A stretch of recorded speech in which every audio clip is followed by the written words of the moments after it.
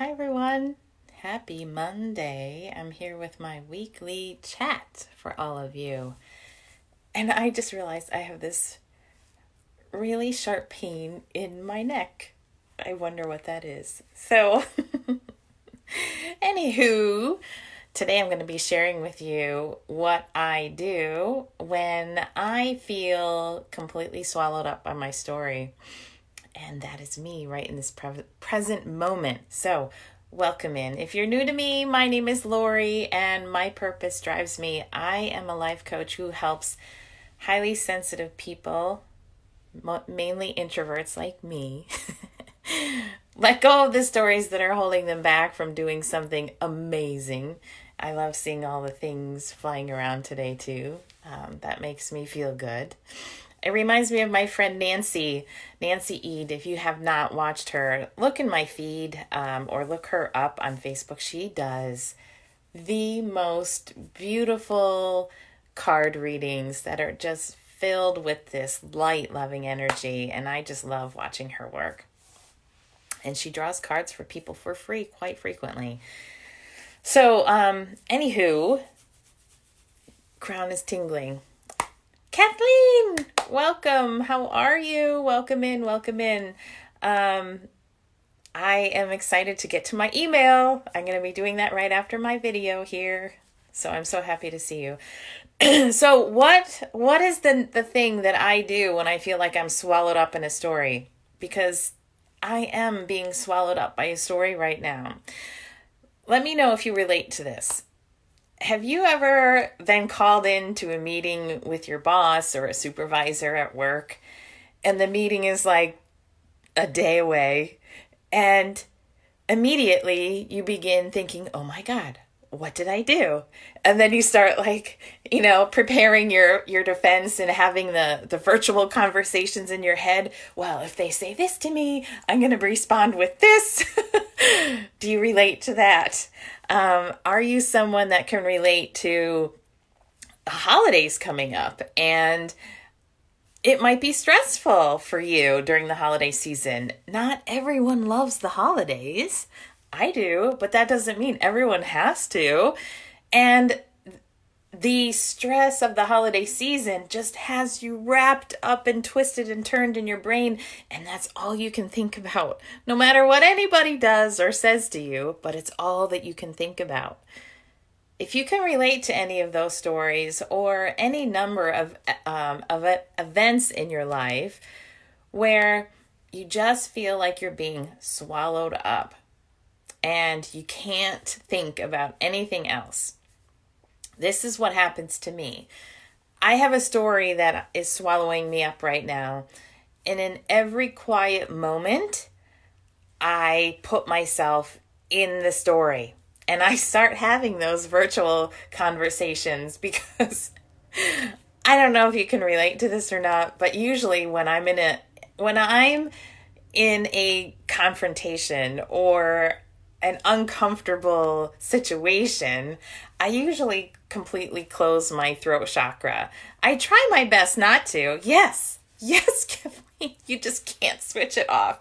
I try to not close my throat chakra. I've gotten very, very good at putting some tools into place where I can be confident and speak my truth. But especially the old Lori, about 5 years ago, I wouldn't say a word and I would just be very quiet and just allow whatever was being dumped on me, whether it was justified or not, being plopped right there. And then I would leave whatever the event was or meeting or whatever, phone call, text message, back and forth, whatever it would be. And I do this. I wish that all of the rebuttals, all of the back and forth that I wished I would say came to me. Oh my gosh, if I only said X, Y, or Z. I would do that all the time. I would completely close my throat chakra when I was experiencing something because I didn't have tools in place to be like, okay, let's breathe for a second and then speak. I would leave a meeting or an event or a phone call and be like, oh my gosh, if I only said da da da da da. Yeah, That's what would happen to me. So right now in my current situation, I am trying to have all of those conversations. Pardon me. I'm trying to have all those conversations before an event. So I'm prepared with all my rebuttals. This is the cycle that I'm in.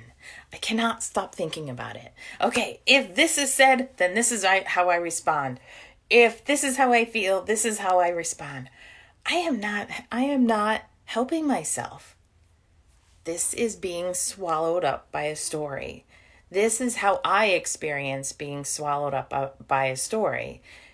And after I go through these virtual conversations in my head that are imaginary, I then go into, I'm no good. I am not worthy. I am bad. And that's a really hard place to be. It's a cycle that I find myself go in and out of. And I think that's very important for you to understand, that I feel this is a normal cycle that we can come in and out of. And over time, we learn tools to put in place to kind of be like, okay, I've sat in this place long enough. What do I need to do? I've talked about these tools before, self-care, getting outside. But today I want to share with you the number one thing that I do for myself when I'm in the middle of this swallowed up story. So my day job, I sit in front of a computer all day long and it's quiet.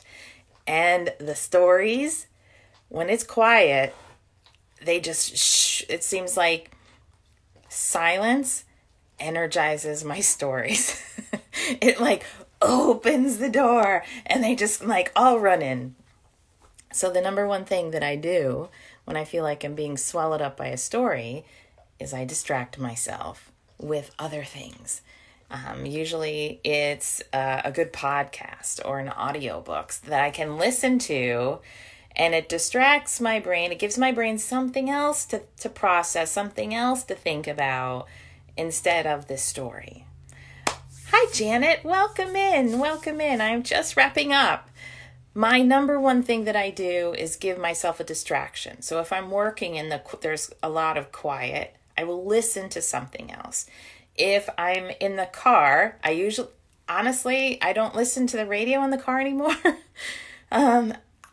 My house is so noisy with 3 kids that I enjoy that silence, and I usually use that time in the car for mantra work as I'm driving. But when I'm in the middle of being swallowed up by a story, quiet time in the car is not always good for me because the stories get energized with silence for me. So I will turn the radio on and listen to something else, or I'll practice my mantra work. I will do those crafts and hobbies that I've been neglecting, that have been sitting. I'll take my to-do list out. The holidays are coming up. My to-do list is a mile long. I will do things to distract my brain. And am I solving the issue? Nope. Yes, Janet. It's so helpful to distract yourself. I 100% relate. The quiet, and I'm like, oh my God, who invited my ego in? I was just sitting here enjoying silence, and here comes my ego. Hey, remember these stories? Yes, I remember them. Of course I remember them. Distraction is my number one thing that I use to help myself shift out of those quiet moments of story and just distract my brain. I'm not solving anything. I'll get to that point where I can relax and allow solutions to come in. I'm not quite there. And this is a normal practice of your story work too. You'll be like, oh my God, I cannot, this story. That's okay. That's a normal phase of our work. It's a normal phase of my life. And if you relate to that, just let that be. Distract yourself, reach out to me. I'll shoot you some ideas. And once you can just allow that stuff to settle, I think of it as my head is a giant snow globe right now, and it's been shaken. And I need to let the snow settle. before I can allow to see through the snow globe clearly. So if you feel like your brain is all shaken up and you need something to allow the snow to settle so you could see through the glass clearly and see your solutions and see, maybe I need self-care. Maybe I need to talk to somebody. Maybe I need a coach. Maybe I need a book. Maybe I need whatever it is. Until you get to that point, I suggest you use distraction. I hope you liked today's talk. Thank you. Yeah. I have a lot of days that are snow-filled and not the snow that I love. It's misty and foggy and chilly outside today. Anyway, thank you guys for joining me here live. Kathleen, Janet, there's somebody else here too and I can't see you, but I just want to say thank you for being here with me live.